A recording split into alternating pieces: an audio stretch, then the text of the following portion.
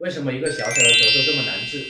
它治疗的难点到底在哪里呢？他这样咳多久了呀？2个多月了，因为在4月17号检查的时候，查出是支原体。像这种小朋友咳嗽反反复复难以断根，咳嗽几个月甚至1、2年的，在临床上我们见的太多了，家长办法也想尽了，在医院里面打针吃药做雾化，又吃中药，一直会反反复复难以断根。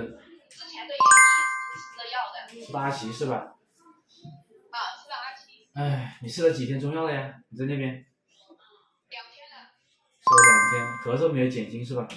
其实小孩子反反复复咳嗽，大部分是肺里面有沉痰所导致的，肺里面有浮饮没排出去，然后小孩子采用打针雾化，就是偏于寒凉性质的，然后小孩子风一吹又会把浮血引动起来，所以就会导致咳嗽反反复复。然后小朋友吃中药，大部分中药又是止咳化痰的中药，根本就没有驱邪的作用，所以中医一定要抓住病机去治疗，而不能对症状去治疗。你这个情况属于寒性咳嗽的，肺里面有寒气。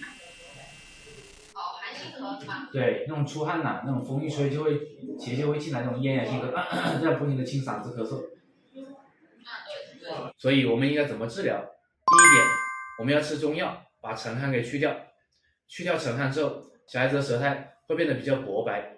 第二点，我们要把小孩子脾胃给调理过来，因为久咳必虚，久咳必瘀，久咳的话已经伤到小孩子的肺气了，伤到小孩子脾胃，我们要把脾胃调理过来，让小孩子自己能够吸收和运化体内的一些营养物质，让自己能够恢复体质，这样子才能断根。